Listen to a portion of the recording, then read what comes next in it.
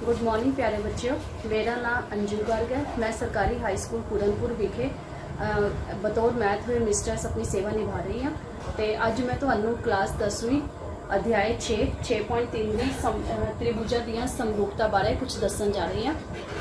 त्रिभुज दियां समरूपता, त्रिभुज दियां समरूपता या समरूप त्रिभुज की हुंदा है कि जेकर साडे कोल दो त्रिभुज त्रिभुज ए बी सी अते डी ई एफ, एक असी त्रिभुज लिता ए बी सी, एक असी त्रिभुज लिता D E F, A B C D E F. असी की किया कि जेकर साडे कोल त्रिभुज ए बी सी जिहड़ा हैगा वो समरूप है त्रिभुज डी ई एफ दे। तां समरूपता दा मीनिंग की हैगा कि साडे कोल कोण ए जिहड़ा हैगा पहला कोण पहले कोण दे बराबर होएगा, कोण डी दे बराबर, कोण बी बराबर है कोण ई अते कोण सी जिहड़ा है वो होएगा बराबर है कोण एफ। ਇਹਦੇ ਨਾਲ ही जेकर दो त्रिभुज समरूप हैं उन्होंने कोण संगत कोण बराबर होंगे, कोण ए कोण डी दे बराबर, कोण बी कोण ई दे बराबर, कोण सी कोण एफ दे बराबर। नाल दी नाल इन्हां दियां भुजावां दा अनुपात पहली भुजा ए बी बटा डी ई बराबर होएगी बी सी बटा ई एफ ते बराबर होएगी ए सी बटा डी एफ। दो त्रिभुज समरूप होने का मतलब की है कि वो दोनों त्रिभुजां दे कोण बराबर होणगे, नाल दी नाल उन्हां भुजावां दा अनुपात बराबर होएगा। जेकर तिन्ने भुजावां इस त्रिभुज दियां तिन्ने भुजावां इस त्रिभुज दियां तिन्ने भुजावां दे बराबर हुंदियां तां इहदा मतलब की सीगा कि जिहड़े दोनों त्रिभुज हैगे वो सरबंगसम ने। सरबंगसम तुसीं 9वीं क्लास च पढ़े है कि दो त्रिभुज सरबंगसम हुंदे ने ते उन्हां दे तिन्नों कोण ते तिन्ने भुजावां बराबर हुंदियां हन। पर जेकर तिन्ने कोण बराबर होण दे नाल नाल भुजावां दा अनुपात बराबर होवे तां उन्हां नूं समरूप किया जांदा है। ਇਹ ਜਿਹੜਾ ਹੈਗਾ ਇਹ ਸਮਰੂਪਤਾ ਦਾ ਸਿੰਬਲ ਹੈ। ਦੋ त्रिभुजां ਨੂੰ ਅਸੀਂ ਐਦਾਂ ਕਰਕੇ ਸਮਰੂਪ ਕਰਦੇ ਨੇ, ਜਦਕਿ ਸਰਬੰਗਸਮ ਜਿਹੜਾ ਹੈਗਾ ਸਰਬੰਗਸਮ ਵਾਸਤੇ ਤੁਸੀਂ ਐਦਾਂ ਸ਼ੋ ਕਰਦੇ ਹੋ। ਬਰਾਬਰੇ ਦਾ ਨਿਸ਼ਾਨ ਮਤਲਬ ਉਹਦੀਆਂ ਬਰਾਬਰ ਵੀ ਹੈਗੀਆਂ। ਜੇਕਰ ਬਰਾਬਰੇ ਦਾ ਨਿਸ਼ਾਨ ਨਹੀਂ ਪੈਂਦਾ ਇਹ ਨਿਸ਼ਾਨ ਜਿਹੜਾ ਹੈਗਾ ਇਹ ਸਮਰੂਪਤਾ ਦਾ ਨਿਸ਼ਾਨ ਹੈ। ਇਹਦਾ ਮਤਲਬ ਭੁਜਾਵਾਂ ਦਾ ਅਨੁਪਾਤ ਬਰਾਬਰ ਹੈ। ਹੁਣ ਇਹਦੇ ਅਸੀਂ ਕੁਝ ਪ੍ਰਮੇय ਕਰਾਂਗੇ। ਪਹਿਲਾ ਇਹਦਾ ਪ੍ਰਮੇय ਹੈਗਾ ਕਿ ਜੇਕਰ ਦੋ त्रिभुजां ਵਿੱਚ ਸੰਗਤ ਕੋਣ ਬਰਾबर ਹੋਣ, जेकर दो कोणां विच दो त्रिभुजां विच जेकर दो त्रिभुजां विच संगत कोण बराबर होण तां संगत भुजावां समान अनुपाती तां उस दियां संगत भुजावां समान अनुपाती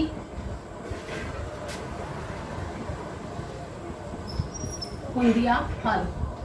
ਇਹਦਾ मतलब की है कि जेकर तुहाडे कोल त्रिभुज ए बी सी विच कोण ए जिहड़ा हैगा वो कोण डी दे बराबर दिता है, कोण बी जिहड़ा हैगा वो कोण ई दे बराबर दिता है, कोण ए तुहाडा कोण डी दे बराबर है, कोण बी जिहड़ा हैगा वो तुहाडा कोण ई दे बराबर है। दो कोण बराबर दिते ने तो ਇਹਦਾ मतलब है कि तीजा कोण ਤੁਹਾਡੇ ਕੋਲ बराबर ही होएगा। ਉਹ क्यों बराबर होएगा? क्योंकि त्रिभुज ਦੇ तीन कोणां ਦਾ ਜੋੜ ਕਿੰਨਾ ਹੁੰਦਾ है 180। ਜੇਕਰ ਦੋ ਕੋਣ ਆਪਸ ਦੇ ਵਿੱਚ ਬਰਾਬਰ ਹੈਗੇ ਇਹਦੇ ਵੀ ਕੋਣਾਂ ਦਾ ਜੋੜ 180 ਇਹਦੇ ਵੀ ਕੋਣਾਂ ਦਾ ਜੋੜ 180 ਤੇ ਇਹਨਾਂ ਦੋਨਾਂ ਦਾ ਜੋੜ ਨੂੰ 180 ਚ ਘਟਾਵਾਂਗੇ ਤਾਂ ਹੀ ਆਏਗਾ, ਇਹਨਾਂ ਦੋਨਾਂ ਦੇ ਜੋੜ ਨੂੰ 180 ਚ ਘਟਾਵਾਂਗੇ ਤਾਂ ਹੀ ਆਏਗਾ। ਇਹਦਾ मतलब ਆਹ ਵਾਲਾ ਕੋਣ ਸਾਡਾ ਜਿਹੜਾ ਹੈਗਾ ਉਹ ਬਰਾबर ही होएगा ਜੇਕਰ ਦੋ ਕੋਣ ਬਰਾबर ਦਿੱਤੇ ਹੋਏ ਨੇ। ਇਹਦਾ मतलब कोण सी बराबर आ गया कोण एफ। जेकर तीन कोण बराबर ने तो ਅਸੀਂ लिख सकते हैं कि ਸਾਡੇ ਕੋਲ ਜਿਹੜਾ त्रिभुज है ए बी सी वो हैगा समरूप त्रिभुज डी ई एफ। ਤੇ जेकर दो त्रिभुज समरूप ਹਨ ਤੇ ਉਹਨਾਂ ਦੇ ਭੁਜਾਵਾਂ ਸਮਾਨ ਅਨੁਪਾਤੀ ਹੋਣਗੀਆਂ। ए बी बटा डी ई बराबर है बी सी बटा ई एफ बराबर की हो गया ਸਾਡੇ ਕੋਲ ए सी बटा डी एफ। ठीक है बच्चों, ये चीज तुहानू समझ आ गई कि जेकर साडे कोल दो त्रिभुजां विच कोण बराबर होण संगत कोण बराबर होण तां उन्हां दीयां संगत भुजावां भी समान अनुपाती होणगीਆਂ। कोण बराबर ने ते उन्हां दीयां भुजावां दा अनुपात भी की है साडे कोल बराबर है। ਇਹਦੇ बाद अगली प्रमेय साडे कोल जिहड़ी आंदी है ਉਹਦੇ ਵਿੱਚ ਸਾਨੂੰ जेकर भुजावां दा अनुपात बराबर दिता होया ਤਾਂ ਵੀ ਅਸੀਂ ਕੀ ਕਰਾਂਗੇ ਕਿ ਸਾਡੇ ਕੋਲ ਤ੍ਰਿਭੁਜ ਜਿਹੜੇ ਹੈਗੇ ਉਹ ਸਮਰੂਪ ਹੋਣਗੇ। ਜਿੱਦਾਂ ਜੇਕਰ ਕਿਸੇ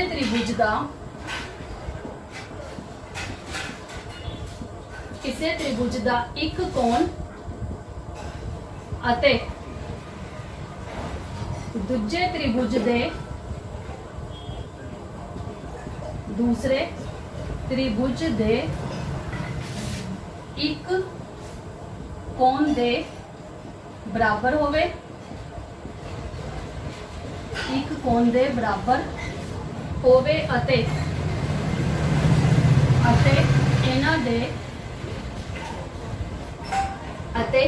ਇਹਨਾਂ ਕੋਣਾਂ ਨੂੰ ਬਣਾਉਣ ਵਾਲੀਆਂ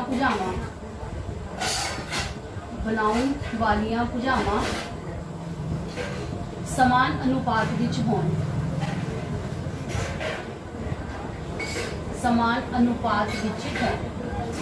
ਠੀਕ ਹੈ ਬੱਚੇ। ਕੀ ਹੈਗਾ ਇਹਦਾ ਮਤਲਬ ਕਿ ਜੇਕਰ ਕਿਸੇ ਤ੍ਰਿਭੁਜ ਦਾ ਇੱਕ ਕੋਣ, ਜਿੱਦਾਂ ਅਸੀਂ ਲੈ ਲਿੱਤਾ ਕੋਣ A ਜਿਹੜਾ ਹੈਗਾ ਉਹ ਸਾਡੇ ਕੋਲ ਕਿਸੇ ਤ੍ਰਿਭੁਜ ਦੇ ਵਿੱਚ ਅਸੀਂ ਲੈ ਲਿੱਤਾ ਕਿ ਜੇਕਰ ਕੋਣ A ਸਾਡੇ ਕੋਲ ਕੋਣ D ਦੇ ਬਰਾਬਰ ਹੈ, ਦੂਜੇ ਕੋਣ ਤ੍ਰਿਭੁਜ ਦੇ ਕੋਣ ਦੇ ਬਰਾਬਰ ਹੋਵੇ ਅਤੇ ਇਹਨਾਂ ਕੋਣਾਂ ਨੂੰ ਬਣਾਉਣ ਵਾਲੀਆਂ ਭੁਜਾਵਾਂ, ਇਸ ਕੋਣ ਨੂੰ ਬਣਾਉਣ ਵਾਲੀ ਭੁਜਾਵਾਂ ਕਿਹੜੀ ਹੈਗੀ AB ਅਤੇ AC, ਤੇ ਇਸ ਕੋਣ ਨੂੰ ਬਣਾਉਣ ਵਾਲੀ ਭੁਜਾ ਹੈਗੀ DE ਅਤੇ DF। ਇਹਨਾਂ ਨੂੰ ਬਣਾਉਣ ਵਾਲੀਆਂ ਭੁਜਾਵਾਂ ਸਮਾਨ ਅਨੁਪਾਤ ਵਿੱਚ ਹੋਣ। ਇਹਦਾ ਮਤਲਬ ਕੀ ਹੈ ਕਿ ਜੇਕਰ ਸਾਡੇ ਕੋਲ ਕੋਣ A ਜਿਹੜਾ ਹੈਗਾ ਉਹ ਹੈਗਾ ਬਰਾਬਰੇ ਕੋਣ D, ਤੇ ਇਹਦੇ ਨਾਲ ਹੀ ਸਾਡੇ ਕੋਲ AB ਬਟਾ DE ਜਿਹੜੀ ਹੈਗੀ ਉਹ ਹੋਵੇ ਬਰਾਬਰੇ AC ਬਟਾ DF। ਕੀ ਹੈਗਾ ਸਾਡੇ ਕੋਲ ਕੋਣ A ਜਿਹੜਾ ਹੈਗਾ ਉਹ ਕੋਣ D ਦੇ ਬਰਾਬਰ ਹੈ, AB ਬਟਾ DE ਜਿਹੜੀ ਹੈ ਉਹ AC ਬਟਾ DF ਦੇ ਬਰਾਬਰ ਹੈ। ਕੋਣ ਵੀ ਬਰਾਬਰ ਹੋ ਗਿਆ ਤੇ ਉਹਨਾਂ ਨੂੰ ਲੈਣ ਵਾਲੀਆਂ ਭੁਜਾਵਾਂ ਵੀ ਸਮਾਨ ਅਨੁਪਾਤ ਵਿੱਚ ਹੋ ਗਈਆਂ। ਤਾਂ ਵੀ ਸਾਡੇ ਕੋਲ ਕੀ ਹੁੰਦਾ ਹੈ, ਦੋਨੋਂ ਤ੍ਰਿਭੁਜ ਜਿਹੜੇ ਹੈਗੇ ਉਹ ਸਾਡੇ ਕੋਲ ਸਮਰੂਪ ਨੇ। ਤ੍ਰਿਭੁਜ ABC ਸਮਰੂਪ ਹੈ ਤ੍ਰਿਭੁਜ DEF। ਠੀਕ ਹੈ ਬੱਚਿਓ। ਪਹਿਲਾਂ ਅਸੀਂ ਕੀਤਾ ਕਿ ਜੇਕਰ ਕਿਸੇ ਇੱਕ ਤ੍ਰਿਭੁਜ ਦੇ ਕੋਣ ਦੂਜੇ ਤ੍ਰਿਭੁਜ ਦੇ ਕੋਣਾਂ ਦੇ ਬਰਾਬਰ ਨੇ ਤਾਂ ਤ੍ਰਿਭੁਜ ਸਮਰੂਪ ਹੁੰਦੇ ਨੇ। ਦੂਜਾ ਅਸੀਂ ਕੀਤਾ ਕਿ ਇੱਕ ਕੋਣ ਤੇ ਇਹਨਾਂ ਨੂੰ ਕੋਣਾਂ ਨੂੰ ਬਣਾਉਣ ਵਾਲੀਆਂ ਭੁਜਾਵਾਂ ਸਮਾਨ ਅਨੁਪਾਤ ਵਿੱਚ ਹੈਗੀਆਂ, ਤਾਂ ਵੀ ਸਾਡੇ ਕੋਲ ਕੀ ਹੈਗੇ ਤ੍ਰਿਭੁਜ ਸਮਰੂਪ ਨੇ। ਇਸ ਤੋਂ ਬਾਅਦ ਅਗਲੀ ਪ੍ਰਮੇय ਜਿਹੜੀ ਅਸੀਂ ਕਰਾਂਗੇ ਉਹ ਹੈਗੀ ਸਾਡੇ ਕੋਲ ਕਿ ਜੇਕਰ ਸਾਡੇ ਕੋਲ ਤਿੰਨੇ ਭੁਜਾਵਾਂ ਸਮਾਨ ਅਨੁਪਾਤ ਵਿੱਚ ਹਨ, ਕਿਸੇ ਤ੍ਰਿਭੁਜ ਦੀਆਂ ਭੁਜਾਵਾਂ ਜੇਕਰ ਕਿਸੇ ਤ੍ਰਿਭੁਜ ਦੀਆਂ ਭੁਜਾਵਾਂ ਦੂਜੇ ਤ੍ਰਿਭੁਜ ਦੀਆਂ ਭੁਜਾਵਾਂ ਦੇ ਸਮਾਨ ਅਨੁਪਾਤ ਵਿੱਚ ਹੋਣ ਤਾਂ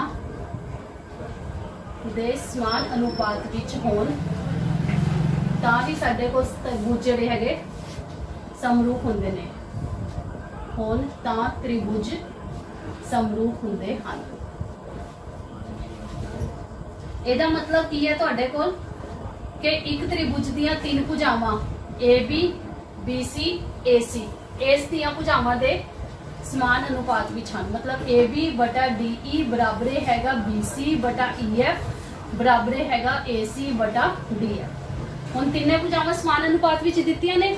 ਜੇਕਰ ਤਿੰਨੇ ਭੁਜਾਵਾਂ ਸਮਾਨ ਅਨੁਪਾਤ ਵਿੱਚ ਹੈਗੀਆਂ ਤਾਂ ਇਹਦਾ ਮਤਲਬ ਕੀ ਹੈ ਕਿ ਇਹ ਦੋਨੋਂ ਤ੍ਰਿਭੁਜ ਵੀ ਸਾਡੇ ਕੋਲ ਤ੍ਰਿਭੁਜ ABC ਜਿਹੜਾ ਹੈਗਾ ਉਹ ਸਮਰੂਪ ਹੋਏਗਾ ਤ੍ਰਿਭੁਜ DEF ਦੇ। ਤੇ ਜੇਕਰ ਤ੍ਰਿਭੁਜ ਸਾਡੇ ਕੋਲ ਸਮਰੂਪ ਨੇ ਤੇ ਇਹਦਾ ਮਤਲਬ ਇਹਦੇ ਤਿੰਨੋਂ ਕੋਣ ਵੀ ਕੀ ਹੋਣੇ ਆ ਬਰਾਬਰ ਹੋਣੇ ਆ। ਠੀਕ ਹੈ ਬੱਚਿਓ। ਹੁਣ ਤੁਹਾਨੂੰ ਉਮੀਦ ਹੈ ਕਿ ਇਹ ਸਮਰੂਪਤਾ ਸਮਝ ਆ ਗਈ ਹੋਣੀ ਹੈ ਕਿ ਸਾਡੇ ਕੋਲ ਕਦੋਂ ਦੋ ਤ੍ਰਿਭੁਜ ਸਮਰੂਪ ਹੁੰਦੇ ਨੇ, ਜੇਕਰ ਉਹਨਾਂ ਦੇ ਤਿੰਨੋਂ ਕੋਣ ਬਰਾਬਰ ਹੋਣ ਜਾਂ ਉਹਨਾਂ ਦੀਆਂ ਤਿੰਨੇ ਭੁਜਾਵਾਂ ਸਮਾਨ ਅਨੁਪਾਤ ਵਿੱਚ ਹੋਣ ਜਾਂ ਇੱਕ ਕੋਣ ਤੇ ਉਹਨਾਂ ਨੂੰ ਬਣਾਉਣ ਵਾਲੀਆਂ ਭੁਜਾਵਾਂ ਸਮਾਨ ਅਨੁਪਾਤ ਵਿੱਚ ਹੋਣ, ਤਾਂ ਸਾਡੇ ਕੋਲ ਤ੍ਰਿਭੁਜ ਜਿਹੜੇ ਹੈਗੇ ਉਹ ਸਮਰੂਪ ਹੁੰਦੇ ਨੇ। ਤੇ ਜੇਕਰ ਤ੍ਰਿਭੁਜ ਸਮਰੂਪ ਹਨ, ਸਾਨੂੰ ਦਿੱਤਾ ਹੋਇਆ ਹੈ ਕਿ ਦੋ ਤ੍ਰਿਭੁਜ ਸਮਰੂਪ ਹਨ, ਤੇ ਇਹਦਾ ਮਤਲਬ ਕੀ ਹੈ ਕਿ ਉਹਦੇ ਤਿੰਨੋਂ ਕੋਣ ਬਰਾਬਰ ਹੋਣਗੇ, ਨਾਲ ਦੇ ਨਾਲ ਉਹਦੀਆਂ ਭੁਜਾਵਾਂ ਦਾ ਅਨੁਪਾਤ ਵੀ ਬਰਾਬਰ ਹੋਏਗਾ। ਜੇਕਰ ਸਾਡੇ ਕੋਲ ਅਨੁਪਾਤ ਬਰਾਬਰ ਹੈਗਾ,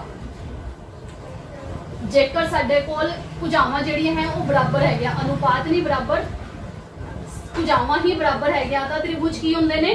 ਸਰਬੰਗਸਮ। ਤੇ ਜੇਕਰ ਅਨੁਪਾਤ ਬਰਾਬਰ ਹੋਵੇ ਤਾਂ ਸਮਰੂਪ। ਸਰਬੰਗਸਮਤਾ ਅਤੇ ਸਮਰੂਪ ਦਾ ਤੁਹਾਨੂੰ ਡਿਫਰੈਂਸ ਪਤਾ ਹੋਣਾ ਚਾਹੀਦਾ ਹੈ ਕਿ ਕਦੋਂ ਸਾਡੀਆਂ ਤ੍ਰਿਭੁਜ ਜਿਹੜੀਆਂ ਹੈ ਉਹ ਸਮਰੂਪ ਹੁੰਦੀਆਂ ਨੇ ਤੇ ਕਦੋਂ ਸਾਡੀਆਂ ਤ੍ਰਿਭੁਜ ਜਿਹੜੀਆਂ ਹੈ ਉਹ ਸਰਬੰਗਸਮ ਹੁੰਦੀਆਂ ਨੇ। ਵਿੱਚ ਤੁਹਾਨੂੰ ਦਿੱਤਾ ਹੋਇਆ ਹੈ ਚਿੱਤਰ ਵਿੱਚ, ਜੇਕਰ PQ ਜਿਹੜਾ ਹੈਗਾ ਸਾਡੇ ਕੋਲ ਉਹ ਸਮਾਂਤਰ ਹੈਗਾ RS ਦੇ। PQ ਸਮਾਂਤਰ RS ਦਿੱਤਾ ਹੋਇਆ ਹੈ ਤੇ ਅਸੀਂ ਸਿੱਧ ਕਰਨਾ ਹੈ, ਸਿੱਧ ਕਰੋ ਤ੍ਰਿਭੁਜ POQ ਜਿਹੜੀ ਹੈ POQ ਸਮਰੂਪ ਹੈ ਤ੍ਰਿਭੁਜ SOR। ਠੀਕ ਹੈ ਬੱਚਿਓ, ਸਾਨੂੰ ਕੀ ਦਿੱਤਾ ਹੋਇਆ ਹੈ? ਇਹਦੇ ਵਿੱਚ PQ ਸਮਾਂਤਰ RS, ਆ ਤੁਹਾਨੂੰ ਇੱਕ ਡਾਇਗਰਾਮ ਦਿੱਤਾ ਹੋਇਆ ਹੈ। ਇਸ ਡਾਇਗਰਾਮ ਦੇ ਵਿੱਚ POQ ਨਾਲ ਦੀ ਨਾਲ ਦਿੱਤਾ ਹੋਇਆ SR। ਠੀਕ ਹੈ, PQ ਸਮਾਂਤਰ RS, ਆ ਦੋਨੋਂ ਭੁਜਾਵਾਂ ਸਮਾਂਤਰ ਹੈਗੀਆਂ ਤੇ ਸਿੱਧਾ ਅਸੀਂ ਕੀ ਕਰਨਾ ਹੈ ਕਿ ਆਹ ਵਾਲੀ ਤ੍ਰਿਭੁਜ POQ ਜਿਹੜੀ ਹੈਗੀ ਉਹ SOR ਦੇ ਸਮਰੂਪ ਹੈ। ਦੇਖੋ ਹੁਣ ਜੇਕਰ PQ ਸਮਾਂਤਰ ਹੈ RS ਤਾਂ ਸਾਡੇ ਕੋਲ ਕੋਣ P ਜਿਹੜਾ ਹੈ ਉਹ ਬਰਾਬਰ ਆ ਜਾਏਗਾ ਕੋਣ S ਦੇ। ਕਿਹੜੇ ਕੋਣ ਹੈਗੇ ਇਹ? ਕੋਣ P ਬਰਾਬਰ ਹੈਗਾ ਕੋਣ S ਇਕਾਂਤਰ ਕੋਣ। ਠੀਕ ਹੈ ਬੱਚੇ, ਕਿਉਂਕਿ ਇਹ ਤੁਹਾਨੂੰ ਪਤਾ ਹੈ ਕਿ ਜੇਕਰ ਸਾਡੇ ਕੋਲ ਸਮਾਂਤਰ ਹੋਣ ਤਾਂ ਸਮਾਂਤਰ ਭੁਜਾਵਾਂ ਜੇਕਰ ਇਦਾਂ Z ਬਣਾਉਂਦੀਆਂ ਹਨ ਤਾਂ ਇਹਨਾਂ ਦੇ ਆਹ ਵਾਲੇ ਕੋਣ ਜਿਹੜੇ ਹੈਗੇ ਇਹਨਾਂ ਨੂੰ ਇਕਾਂਤਰ ਕੋਣ ਕਿਹਾ ਜਾਂਦਾ ਹੈ ਤੇ ਇਹ ਵਾਲੇ ਕੋਣ ਸਾਡੇ ਕੋਲ ਬਰਾਬਰ ਹੁੰਦੇ ਨੇ। ਤਾਂ ਕੋਣ P ਬਰਾਬਰ ਆ ਗਿਆ ਕੋਣ S ਦੇ। ਨਾਲ ਦੀ ਨਾਲ ਤੁਹਾਡੇ ਕੋਲ ਜਿਹੜਾ ਕੋਣ Q ਹੈ ਉਹ ਵੀ ਬਰਾਬਰ ਹੋਏਗਾ ਕੋਣ R ਦੇ। ਠੀਕ ਹੈ ਬੱਚਿਓ, ਕੋਣ Q ਬਰਾਬਰ ਹੈਗਾ ਕੋਣ R ਦੇ। ਦੋ ਕੋਣ ਬਰਾਬਰ ਹੈਗੇ ਤਾਂ ਆ ਤੀਜਾ ਕੋਣ ਵੀ ਕੀ ਹੋਣਾ ਤੁਹਾਡੇ ਕੋਲ ਬਰਾਬਰ ਹੋਣਾ ਹੈ। ਕੋਣ POQ ਜਿਹੜਾ ਹੈਗਾ ਉਹ ਬਰਾਬਰ ਹੈਗਾ ਕੋਣ ROS। ਤਿੰਨੇ ਕੋਣ ਬਰਾਬਰ ਹੋ ਗਏ ਤਾਂ ਇਹ ਸਮਰੂਪਤਾ ਦੇ ਨਿਯਮ ਅਨੁਸਾਰ, ਇਹ ਸਮਰੂਪਤਾ ਦੇ ਨਿਯਮ ਅਨੁਸਾਰ ਅਸੀਂ ਹੁਣੇ ਹੀ ਨਿਯਮ ਪੜ੍ਹ ਕੇ ਚੁੱਕੇ ਨੇ। ਉਸ ਨਿਯਮ ਵਿੱਚ ਇੱਕ ਨਿਯਮ ਸੀਗਾ ਕਿ ਜੇਕਰ ਕੋਣ ਬਰਾਬਰ ਹੋਣ ਤਾਂ ਵੀ ਤਾਂ ਤ੍ਰਿਭੁਜ ਸਾਡੇ ਸਮਰੂਪ ਹੁੰਦੇ ਨੇ। ਇਹਦੇ ਵਿੱਚ ਕੋਣ ਬਰਾਬਰ ਨੇ ਤਾਂ ਇਸ ਨਿਯਮ ਦੇ ਅਨੁਸਾਰ ਸਾਡੇ ਕੋਲ ਕੀ ਆ ਗਿਆ? ਤ੍ਰਿਭੁਜ POQ ਜਿਹੜਾ ਹੈਗਾ ਉਹ ਆ ਗਿਆ ਸਮਰੂਪ ਤ੍ਰਿਭੁਜ। ਹੁਣ ਦੇਖੋ POQ, P ਵਾਲਾ ਕੋਣ ਕਿਹਦੇ ਬਰਾਬਰ ਹੈ? S ਦੇ ਬਰਾਬਰ ਹੈ। ਠੀਕ ਹੈ, ਤੇ ਅਸੀਂ ਇਹਨੂੰ ROS ਨਹੀਂ ਲਿਖਣਾ, ਅਸੀਂ ਕੀ ਲਿਖਾਂਗੇ? SOR। ਤ੍ਰਿਭੁਜ ਕਿਹਦੇ ਸਮਰੂਪ ਹੈਗਾ? SOR ਦੇ, ਕਿਉਂਕਿ ਜਿਹਦੇ ਅਕੋਰਡਿੰਗ ਸਾਨੂੰ ਦਿੱਤਾ ਹੁੰਦਾ ਹੈ ਸਮਰੂਪ ਵਿੱਚ P ਪਹਿਲਾ ਕੋਣ ਪਹਿਲੇ ਦੇ ਹੀ ਬਰਾਬਰ ਹੋਏਗਾ, ਦੂਜਾ ਦੂਜੇ ਦੇ, ਤੀਜਾ ਤੀਜੇ ਦੇ ਹੀ ਬਰਾਬਰ ਹੋਏਗਾ। ਇਸ ਕਰਕੇ ਸਾਡੇ ਕੋਲ ਆ ਗਿਆ POQ ਜਿਹੜੀ ਹੈਗੀ ਉਹ ਸਮਰੂਪ ਆ ਗਈ ਤ੍ਰਿਭੁਜ SOR ਦੇ। ਠੀਕ ਹੈ ਬੱਚਿਓ, ਆ ਲਿਖਣ ਵੇਲੇ ਤੁਸੀਂ ਆ ਚੀਜ਼ ਸਪੈਸ਼ਲੀ ਧਿਆਨ ਰੱਖਣੀ ਹੈ ਕਿ ਜਿੱਦਾਂ ਅਸੀਂ ਸਾਡੇ ਕੋਲ ਬਰਾਬਰ ਦਿੱਤਾ ਹੋਇਆ ਜਿਹੜੇ ਕੋਣ ਬਰਾਬਰ ਨੇ ਉਹ ਕੋਣ ਉਹਦੇ ਨਾਲ ਹੀ ਆਵੇ। ਇਹ ਨਹੀਂ ਕਿ ਪਹਿਲਾ ਕੋਣ ਤੁਸੀਂ ਤੀਜੇ ਕੋਣ ਦੇ ਬਰਾਬਰ ਕਰ ਰਹੇ ਹੋ, ਦੂਜਾ ਕੋਣ ਤੁਸੀਂ ਪਹਿਲੇ ਕੋਣ ਦੇ ਬਰਾਬਰ ਕਰ ਰਹੇ ਹੋ। ਜਿੱਦਾਂ ਤੁਹਾਡੇ ਕੋਲ ਆਇਆ ਉਦਾਂ ਹੀ ਤੁਸੀਂ ਲਿਖਣਾ ਹੈ। ਅਗਲੀ ਉਦਾਹਰਨ ਹੈਗੀ ਸਾਡੇ ਕੋਲ, ਇਹਦੇ ਵਿੱਚ ਵੀ ਇੱਕ ਚਿੱਤਰ ਦਿੱਤਾ ਹੈ। ਦਿੱਤੇ ਚਿੱਤਰ ਵਿੱਚ ਉਹਨੇ ਕੀ ਕਿਹਾ ਕਿ ਦਿੱਤੇ ਚਿੱਤਰ ਵਿੱਚ ਕੋਣ P ਜਿਹੜਾ ਹੈਗਾ ਉਹ ਪਤਾ ਕਰਨਾ ਹੈ। ਦਿੱਤੇ ਚਿੱਤਰ ਵਿੱਚ ਕੋਣ P ਪਤਾ ਕਰੋ। ਚਿੱਤਰ ਕੀ ਦਿੱਤਾ ਸਾਨੂੰ? ਦੋ ਤ੍ਰਿਭੁਜ ਦਿੱਤੇ ਹੋਏ ਨੇ। ਪਹਿਲਾ ਤ੍ਰਿਭੁਜ ਹੈਗਾ ਸਾਡੇ ਕੋਲ ABC। ਠੀਕ ਹੈ ਬੱਚੇ, ਤੇ ਦੂਜਾ ਤ੍ਰਿਭੁਜ ਸਾਨੂੰ ਦਿੱਤਾ ਹੋਇਆ ਹੈ PQR। PQR ਠੀਕ ਹੈ। ਹੁਣ ਮੈंने ਜਿੱਦਾਂ ABC ਲਿਖਤਾ ਸੀਗਾ ਉਦਾਂ ਹੀ ਨਹੀਂ ਲਿਖਤਾ PQR, ਉਹਨਾਂ ਨੇ ਦਿੱਤਾ ਹੀ ਏਦਾਂ ਹੈਗਾ PQR। ਇਹ ਹੁਣ ਅਸੀਂ ਦੇਖਣਾ ਹੈ ਕਿ ਕਿਹੜਾ ਕੋਣ ਕਿਹਦੇ ਬਰਾਬਰ ਹੈਗਾ। AB ਦਿੱਤੀ ਹੈ ਸਾਨੂੰ 3.8, BC ਤੁਹਾਨੂੰ ਦਿੱਤੀ ਹੈ 6 ਤੇ AC ਸਾਨੂੰ ਦਿੱਤੀ ਹੈ 3 ਵਰਗਮੂਲ 3। ਇਸੇ ਤਰ੍ਹਾਂ ਉਹਨਾਂ ਨੇ PQ ਸਾਨੂੰ ਦਿੱਤੀ ਹੈ 12, PR ਦਿੱਤੀ ਹੈ 6 ਵਰਗਮੂਲ 3 ਤੇ PRQ ਦਿੱਤੀ ਹੈ ਸਾਨੂੰ 7.6। ਅਸੀਂ ਇਹਨਾਂ ਦੇ ਪਹਿਲਾਂ ਤਿੰਨੋਂ ਭੁਜਾਵਾਂ ਦਿੱਤੀਆਂ ਸਾਨੂੰ। ਜੇਕਰ ਸਾਨੂੰ ਤਿੰਨੋਂ ਭੁਜਾਵਾਂ ਦਿੱਤੀਆਂ ਹੈ ਤਾਂ ਪਹਿਲਾਂ ਅਸੀਂ ਭੁਜਾਵਾਂ ਦੇ ਅਨੁਪਾਤ ਦੇਖਾਂਗੇ ਕਿ ਕੀ ਇਹਨਾਂ ਦੇ ਅਨੁਪਾਤ ਬਰਾਬਰ ਨੇ। ਜੇਕਰ ਅਨੁਪਾਤ ਬਰਾਬਰ ਹੋਣਗੇ ਤਾਂ ਹੀ ਸਾਡੇ ਕੋਲ ਆ ਦੋਨੋਂ ਤ੍ਰਿਭੁਜ ਕੀ ਹੈ ਸਮਰੂਪ ਹੋਣਗੀਆਂ। ਹੁਣ ਦੇਖੋ ਇੱਥੇ ਹੈਗੀ 3.8 7.6। ਅਸੀਂ ਪਹਿਲਾਂ ਇਹਨਾਂ ਦਾ ਅਨੁਪਾਤ ਲਵਾਂਗੇ AB ਬਟਾ QR। AB ਹੈਗੀ 3.8, ਇਹ ਹੈਗੀ 7.6 ਦਸ਼ਮਲਵ ਨਾਲ ਦਸ਼ਮਲਵ ਕੱਟ ਗਿਆ, ਇਹ ਕਿੰਨਾ ਆ ਗਿਆ 38/76 ਜਿਹੜਾ ਕਿਹਦੇ ਬਰਾਬਰ ਹੈਗਾ 1/2 ਦੇ ਬਰਾਬਰ ਹੈ। 38 ਦੂਣਾ 76 ਹੁੰਦਾ ਹੈ ਤੇ ਕਿਹਦੇ ਬਰਾਬਰ ਆ ਗਿਆ 1/2 ਦੇ ਬਰਾਬਰ। ਉਹਦੇ ਬਾਅਦ ਅਸੀਂ ਲਿਖਤਾ BC ਬਟਾ BC ਦੇ ਨਾਲ ਕੀ ਲਿਖਤਾ ਅਸੀਂ PQ, ਠੀਕ ਹੈ। BC ਹੈਗੀ 6, PQ ਹੈਗੀ 12, ਇਹ ਵੀ ਕਿੰਨਾ ਆ ਗਿਆ ਤੁਹਾਡੇ ਕੋਲ 1/2। ਤੀਜੀ ਭੁਜਾ ਅਸੀਂ ਲਿਖਤੀ AC ਬਟਾ QR, सॉरी AC बटा PR। AC हैगी साडे कोल 3 वर्गमूल 3 ते PR हैगी साडे कोल 6 वर्गमूल 3। वर्गमूल 3 नाल वर्गमूल 3 कट के आ भी की आ गया 3/6 मतलब 1/2। हुण देखो तिन्ने भुजावां बराबर आ गया, एदा मतलब की है साडे कोल AB बटा QR बराबर आ गया BC बटा PQ बराबर आ गया साडे कोल AC बटा PR। ठीक है बच्चों, तिन्ने भुजावां बराबर आ गया तो ਇਹਦਾ मतलब त्रिभुज ABC ਜਿਹੜੀ है वो समरूप आ जाएगी त्रिभुज। ਹੁਣ देखो AB ਜਿਹੜੀ ਹੈਗੀ ਉਹ QR ਦੇ ਬਰਾਬਰ ਹੈ ਤੇ BC ਜਿਹੜੀ ਹੈਗੀ ਉਹ PQ ਦੇ ਬਰਾਬਰ ਹੈ। Q ਦੋਨਾਂ ਦੇ ਵਿਚਕਾਰ ਹੈਗਾ ਤੇ ਇਸ ਕਰਕੇ ਆਹ ਵਾਲੀ त्रिभुज ਕਿਹਦੇ ਬਰਾਬਰ ਹੋ ਜਾਏਗੀ RQP। ਹੁਣ देखो AB बटा RQ भी आ गया, BC बटा QP भी आ गया ਤੇ AC बटा PR भी आ गया। ठीक है, ਤੁਹਾਡਾ ਇਹ ਬਰਾਬਰ ਆ ਗਿਆ। ਇਹਦੇ ਵਿੱਚ ਅਸੀਂ ਕੀ ਦੇਖਿਆ ਕਿ ਦੋਨਾਂ ਵਿੱਚ ABC ਵਿੱਚ ਜਿੱਥੇ B ਸਾਂਝਾ ਹੈਗਾ ਉੱਥੇ ਹੀ Q ਸਾਂਝਾ ਹੈਗਾ ਤੇ ਅਸੀਂ ਜੇਕਰ B ਵਿਚਕਾਰ ਲਿੱਤਾ ਹੈ ਤੇ ਇੱਥੇ ਵੀ Q ਵਿਚਕਾਰ ਲਵਾਂਗੇ ਤਾਂ ਸਾਡੇ ਕੋਲ ABC QRP ਦੇ ਸਮਰੂਪ ਆ ਗਈ।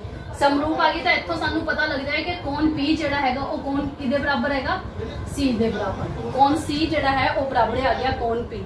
ਹੁਣ ਅਸੀਂ ਪਤਾ ਕੀ ਕਰਨਾ ਸੀਗਾ, ਕੋਣ P ਪਤਾ ਕਰਨਾ ਸੀ। ਉਹਦੇ ਵਾਸਤੇ ਸਾਨੂੰ ਪਹਿਲਾਂ ਕੀ ਪਤਾ ਕਰਨਾ ਪੈਣਾ ਕੋਣ C। ਹੁਣ ਡਾਇਗਰਾਮ ਦੇ ਵਿੱਚ ਹੀ ਤੁਹਾਨੂੰ ਆ ਦਿੱਤਾ ਹੋਇਆ ਸੀਗਾ 80 ਡਿਗਰੀ ਦਾ ਕੋਣ, ਆ ਦਿੱਤਾ ਹੈ 60 ਡਿਗਰੀ ਦਾ ਕੋਣ। ਕੋਣ C ਤੁਸੀਂ ਸਭ ਤੋਂ ਪਹਿਲਾਂ ਪਤਾ ਕਰਨਾ ਹੈ। त्रिभुज ABC ਵਿੱਚ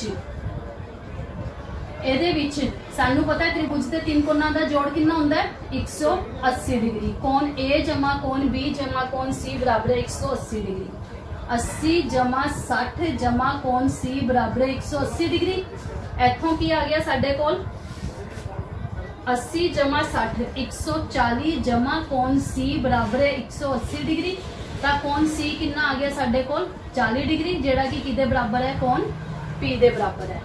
इसलिए साडे कोल कोण P जेड़ा उन्हें मंगया वो कितना आ गया साडे कोल 40 डिग्री। ठीक है बच्चों, ਜੇਕਰ ਤੁਹਾਨੂੰ ਭੁਜਾਵਾਂ ਦੇ ਅਨੁਪਾਤ ਦਿੱਤੇ ਹੋਏ ਸੀਗੇ ਤੇ ਭੁਜਾਵਾਂ ਦੇ ਅਨੁਪਾਤ ਦੇ ਅਨੁਸਾਰ ਤੁਸੀਂ ਕੋਣ ਵੀ ਪਤਾ ਕਰ ਲਿਆ ਕਿ ਸਾਡੇ ਕੋਲ ਕਿਹੜਾ ਕੋਣ ਕਿਸ ਕੋਣ ਦੇ ਬਰਾਬਰ ਹੈ ਤੇ ਉਹਨੇ ਕੀ ਕਿਹਾ ਸੀਗਾ ਕਿ ਦਿੱਤੇ ਚਿੱਤਰ ਵਿੱਚ ਤੁਸੀਂ ਕੋਣ P ਪਤਾ ਕਰਨਾ ਹੈ।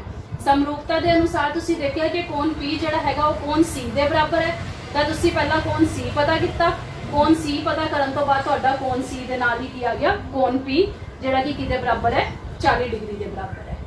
ਠੀਕ ਹੈ ਬੱਚਿਓ, ਅਰਨ ਹੈਗੀ ਜਿਹਦੇ ਵਿੱਚ उन्हें की किया 90 सेंटीमीटर लंबाई वाली आ देखो बड़े ध्यान नाल समझण वाली हैगी 90 सेंटीमीटर लंबाई वाली एक लड़की 90 सेंटीमीटर लंबाई वाली एक लड़की बल्ब लगे एक खंबे दे बल्ब लगे एक खंबे दे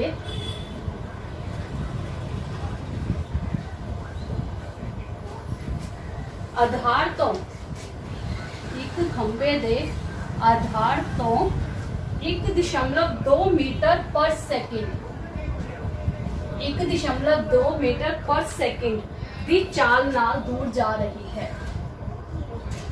दी चाल नाल दूर जा रही है।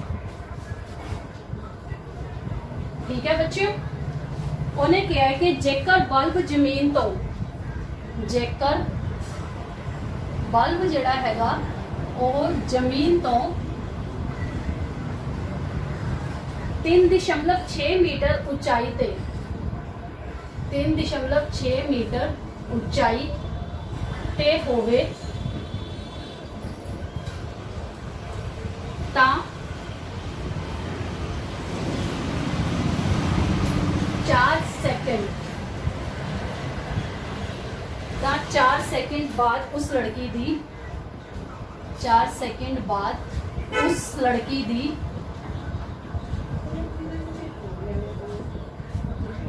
छां दी लंबाई पता करो। उस लड़की दी छां दी लंबाई पता करो। ठीक है बच्चों, ਹੁਣ ਇਹਦੇ ਵੀ ਸਾਨੂੰ ਡਾਇਗਰਾਮ ਵਗੈਰਾ ਕੁਝ ਵੀ ਨਹੀਂ ਦਿੱਤਾ। ਉਹਨੇ ਕੀ ਕਿਹਾ ਹੈ ਕਿ ਲੜਕੀ ਦੀ ਲੰਬਾਈ ਦਿੱਤੀ ਹੈ ਤੁਹਾਨੂੰ 90 ਸੈਂਟੀਮੀਟਰ ਤੇ ਖੰਬੇ ਦੀ ਲੰਬਾਈ ਦਿੱਤੀ ਹੈ 3.6 ਮੀਟਰ। ਕੁੜੀ ਕਿਸ ਚਾਲ ਦੇ ਨਾਲ ਜਾ ਰਹੀ ਹੈ 1.2 ਮੀਟਰ ਨਾਲ। ਆ ਦੇਖੋ, ਆ ਮੰਨ ਲਓ ਇੱਕ ਖੰਭਾ ਹੈਗਾ ਜਿਹਦੀ ਲੰਬਾਈ ਕਿੰਨੀ ਹੈਗੀ ਤੁਹਾਡੇ ਕੋਲ, ਖੰਭਾ ਲੈ ਲਿਆ ਤੁਸੀਂ AB ਜਿਹਦੀ ਲੰਬਾਈ ਹੈਗੀ 3.6 ਮੀਟਰ। ਇੱਥੋਂ ਇੱਕ ਕੁੜੀ ਜਾ ਰਹੀ ਹੈ, ਠੀਕ ਹੈ, ਇਦਾਂ ਜਾ ਰਹੀ ਹੈ, ਮੰਨ ਲਓ ਇੱਥੇ ਤੱਕ ਪਹੁੰਚ ਗਈ 4 ਸੈਕਿੰਡ ਦੇ ਵਿੱਚ। ਇਹ ਤੁਹਾਨੂੰ ਇਹਦੇ ਵਿੱਚ ਦੂਰੀ ਦਿੱਤੀ ਹੈ ਉਹਨੇ, ਦੂਰੀ ਤੁਸੀਂ ਇਹਦੀ ਪਤਾ ਕਰਨੀ ਹੈ। ਚਾਲ ਦਿੱਤੀ ਹੈ ਉਹਨੇ, ਕਿੰਨੀ ਦਿੱਤੀ ਹੈ ਇਹਦੀ ਚਾਲ 1.2 ਮੀਟਰ ਪਰ ਸੈਕਿੰਡ ਦੇ ਨਾਲ। ਇੱਥੇ ਕੁੜੀ ਪਹੁੰਚ ਗਈ। ਕੁੜੀ ਦੀ ਲੰਬਾਈ ਤੁਹਾਡੇ ਕੋਲ ਹੈਗੀ 90 ਸੈਂਟੀਮੀਟਰ। ਠੀਕ ਹੈ ਬੱਚਿਓ, ਇਹ ਕੁੜੀ ਦੀ ਲੰਬਾਈ ਅਸੀਂ ਲੈ ਲਿੱਤੀ CD। ਇਹ ਹੈਗੀ ਸਾਡੇ ਕੋਲ 90 ਸੈਂਟੀਮੀਟਰ। 90 ਸੈਂਟੀਮੀਟਰ ਹੈਗੀ ਤਾਂ ਇਹਦਾ ਮਤਲਬ ਇਹਨੂੰ ਅਸੀਂ ਮੀਟਰ ਵਿੱਚ ਬਦਲਾਂਗੇ। ਸਭ ਤੋਂ ਪਹਿਲਾਂ ਸਾਨੂੰ AB ਦਿੱਤਾ ਹੋਇਆ, AB ਕਿੰਨਾ ਹੈਗਾ 3.6 ਮੀਟਰ। CD ਅਸੀਂ ਲੈ ਲਿੱਤੀ 90/100 ਮਤਲਬ 0.9 ਮੀਟਰ। ਤੇ ਇਹਦੇ ਨਾਲ ਹੀ ਹੁਣ ਅਸੀਂ BD ਪਤਾ ਕਰਨਾ ਹੈ। BD ਵਿੱਚ 1 ਸੈਕਿੰਡ ਵਿੱਚ ਉਹਨੇ ਜਿਹੜੀ ਚਾਲ ਦਿੱਤੀ ਹੈ ਉਹਨੇ ਕਿਹਾ 1.2 ਮੀਟਰ ਪਰ ਸੈਕਿੰਡ।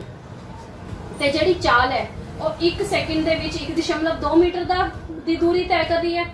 ਟਾਈਮ ਉਹਨੇ ਕਿੰਨਾ ਦਿਆ 4 ਸੈਕਿੰਡ। ਤਾਂ 1 ਸੈਕਿੰਡ ਦੇ ਵਿੱਚ ਜੇਕਰ 1.2 ਹੈ ਤਾਂ 4 ਸੈਕਿੰਡ ਵਿੱਚ ਕੀ ਹੋ ਜਾਣੀ ਹੈ 1.2 ਗੁਣਾ 4 ਮਤਲਬ 4.8 ਮੀਟਰ। ਇਹਦਾ ਮਤਲਬ ਆ ਜਿਹੜੀ BD ਹੈ ਇਹ ਤੁਹਾਨੂੰ ਕਿੰਨੀ ਦਿੱਤੀ ਹੋਈ ਹੈ 4.8 ਮੀਟਰ। ਇਹ ਤੁਸੀਂ DE ਜਿਹੜੀ ਹੈਗੀ ਉਹ ਤੁਸੀਂ ਪਤਾ ਕਰਨੀ ਹੈ। ਤੁਸੀਂ ਲਿਖੋਗੇ ਮੰਨ ਲਓ DE ਜਿਹੜੀ ਹੈਗੀ ਉਹ ਕਿੰਨੀ ਹੈਗੀ x ਮੀਟਰ। ਠੀਕ ਹੈ ਬੱਚਿਓ, ਹੁਣ ਦੇਖੋ ਸਭ ਤੋਂ ਪਹਿਲਾਂ ਤ੍ਰਿਭੁਜ ABE ਅਤੇ ਤ੍ਰਿਭੁਜ CDE ਵਿੱਚ, ਇਹਨਾਂ ਦੋਨਾਂ ਤ੍ਰਿਭੁਜਾਂ ਦੇ ਵਿੱਚ ਤੁਹਾਡੇ ਕੋਲ ਕੋਣ B ਜਿਹੜਾ ਹੈਗਾ ਉਹ ਕੋਣ D ਦੇ ਬਰਾਬਰ ਹੈ 90 ਡਿਗਰੀ। ਕੋਣ AE ਜਿਹੜਾ ਹੈਗਾ ਉਹ ਕੋਣ E ਦੇ ਬਰਾਬਰ ਹੈਗਾ ਸਾਂਝਾ। ਠੀਕ ਹੈ ਬੱਚਿਓ, ਹੁਣ ਜੇਕਰ ਦੋ ਕੋਣ ਵੀ ਬਰਾਬਰ ਹੈਗੇ, ਆਹ ਵਾਲਾ ਕੋਣ 90 ਡਿਗਰੀ ਦੇ ਹੈਗੇ ਤੇ ਆਹ ਦੋਨਾਂ ਦਾ ਸਾਂਝਾ ਕੋਣ ਆ ਗਿਆ, ਤਾਂ ਵੀ ਸਾਡੇ ਕੋਲ ਕੀ ਹੋ ਗਿਆ ਤ੍ਰਿਭੁਜ ABE ਜਿਹੜੀ ਹੈਗੀ ਉਹ ਸਾਡੇ ਕੋਲ ਆ ਗਈ ਸਮਰੂਪ ਤ੍ਰਿਭੁਜ ABE ਜਿਹੜੀ ਹੈਗੀ ਉਹ ਸਮਰੂਪ ਆ ਗਈ ਤੁਹਾਡੇ ਕੋਲ CDE ਦੇ। ਠੀਕ ਹੈ ਬੱਚਿਓ, ਇੱਥੇ ਤੱਕ ਤੁਹਾਨੂੰ ਸਮਝ ਆ ਗਿਆ ਕਿ ਅਸੀਂ ਕੀ ਕੀਤਾ। ਸਮਰੂਪਤਾ ਕਰਕੇ ਸਾਨੂੰ AB ਵੀ ਦਿੱਤਾ ਹੋਇਆ ਸੀਗਾ, CD ਵੀ ਦਿੱਤਾ ਹੋਇਆ ਸੀਗਾ, BD ਵੀ ਅਸੀਂ DE ਕੱਢਣਾ ਸੀਗਾ, ਉਹਨੂੰ ਅਸੀਂ X ਮੰਨ ਲਿਆ। ਉਹਦੇ ਬਾਅਦ ਅਸੀਂ ABE ਨੂੰ ਸਮਰੂਪ ਕੀਤਾ CDE ਦੇ ਨਾਲ।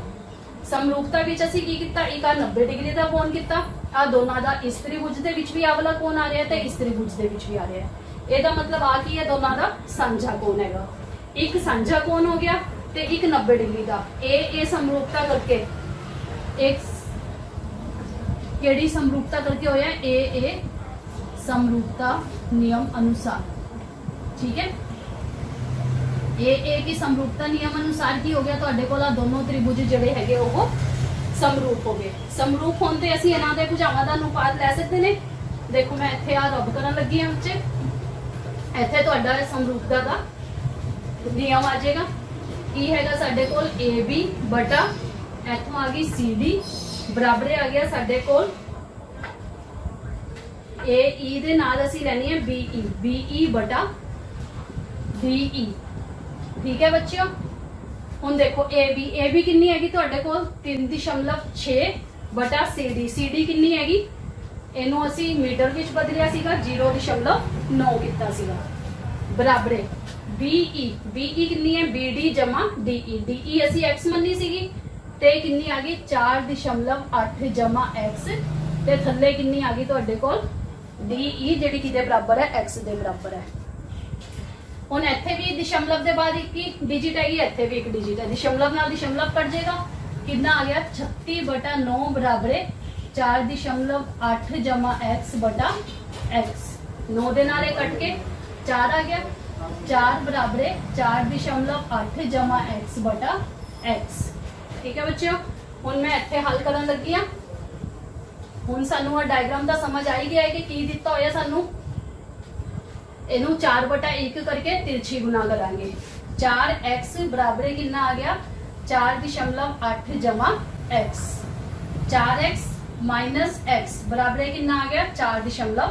आ x इत्थे जाके माइनस का x हो गया। 4x माइनस 1x कितना हो गया 3x बराबर 4.8 का x कितना आ गया 4.8 बटा 3। इनू भाग करके आ गया 1.6 मीटर। ਇਹਦਾ मतलब लड़की दी छां दी लंबाई ਜਿਹੜੀ ਅਸੀਂ पता करनी ਸੀਗੀ ਉਹ ਕਿੰਨੀ ਆ ਗਈ 1.6 मीटर। ਇੱਥੇ ਅਸੀਂ ਲਿਖ ਦਾਂਗੇ ਕਿ लड़की दी छां दी